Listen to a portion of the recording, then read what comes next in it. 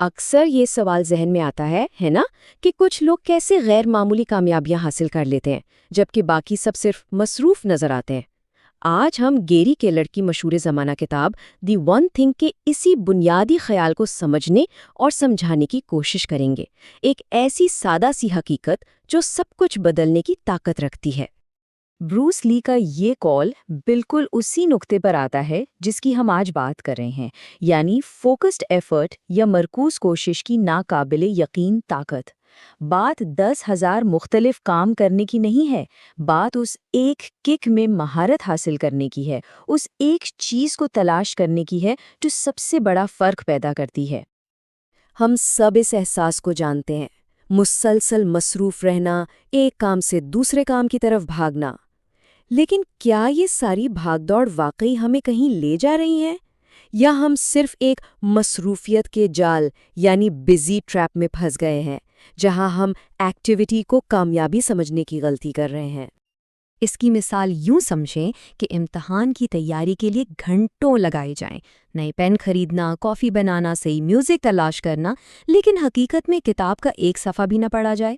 یہ ہے مصروف ہونا، جبکہ نتیجہ خیز ہونا یا پروڈکٹیو ہونا اس کے بالکل برعکس ہے، یعنی کم کام کر کے زیادہ اثر حاصل کرنا۔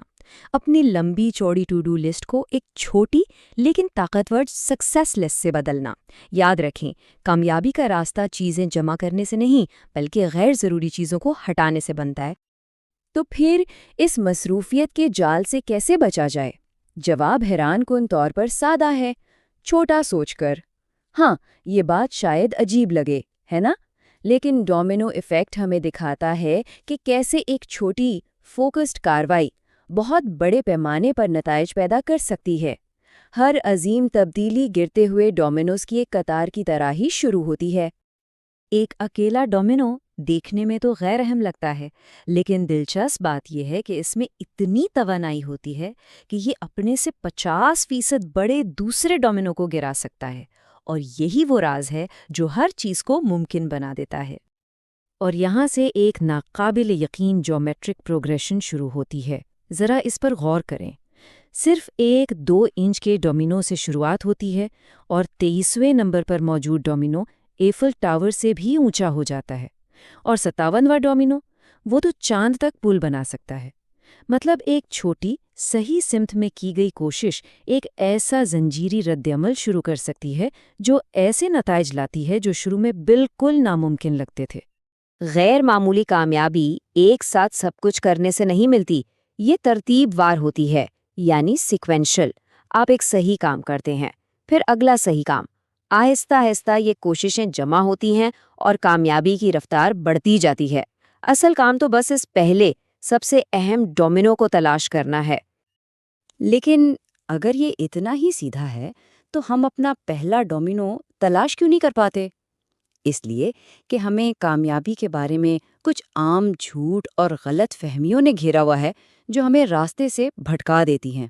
یہ وہ جھوٹ ہے جو ہم خود سے بولتے ہیں اور جو ہمیں اپنی ایک چیز پر توجہ مرکوز کرنے سے روکتے ہیں۔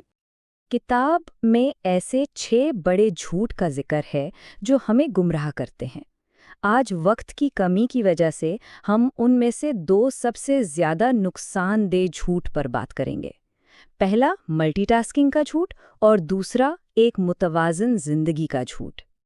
چلیں پہلے ملٹی ٹاسکنگ کی بات کرتے ہیں۔ سچ تو یہ ہے کہ ہمارا دماغ ملٹی ٹاسکنگ کر ہی نہیں سکتا۔ جسے ہم ملٹی ٹاسکنگ سمجھتے ہیں وہ دراصل تیزی سے ایک کام سے دوسرے کام پر منتقل ہونا ہے، یعنی ٹاسک سوئچنگ۔ اور ہر بار جب ہم سوئچ کرتے ہیں تو ہم وقت اور ذہنی توانائی دونوں کھو دیتے ہیں۔ ریسرچ بتاتی ہے کہ اس غیر مؤثر عمل کی وجہ سے ہم اپنے کام کے دن کا 28% تک ضائع کر دیتے ہیں۔ تو یہ کوئی مہارت نہیں بلکہ ایک بوجھ ہے جو زیادہ غلطیوں اور کم ترقی کا باعث بنتا ہے۔ کام کو ایک ربڑ کی گیند کی طرح سمجھیں۔ اگر آپ اسے گراتے ہیں تو یہ واپس اچھل جاتی ہے، لیکن زندگی کے دوسرے شعبے جیسے خاندان، صحت اور آپ کے اصول وہ شیشے کی گیندوں کی طرح ہیں۔ اگر ان میں سے کوئی ایک گری تو وہ ٹوٹ کر بکھر سکتی ہے۔ اس لیے مقصد توازن تلاش کرنا نہیں بلکہ ترجیحات طے کرنا ہے۔ غیر معمولی نتائج تبھی حاصل ہوتے ہیں جب آپ اپنی سب سے اہم چیز کو غیر متوازن طور پر زیادہ توجہ دیتے ہیں۔ تو ٹھیک ہے، اگر ہمیں ان جھوٹ سے بچنا ہے اور اپنا پہلا سب سے اہم ڈومینو تلاش کرنا ہے تو ہم کون سا ٹول استعمال کر سکتے ہیں؟ خوش قسمتی سے ایک واحد طاقتور سوال ہے جو ایک کمپس کی طرح کام کرتا ہے اور ہمیں سیدھا ہماری ایک چیز کی طرف رہنمائی کرتا ہے۔ یہ ہے وہ فوکسنگ سوال، وہ کون سی ایک چیز ہے جو میں کر سکتا ہوں کہ اسے کرنے سے باقی سب کچھ آسان یا غیر ضروری ہو جائے گا۔ یہ بظاہر سادہ ہے لیکن ناقابل یقین حد تک طاقتور ہے۔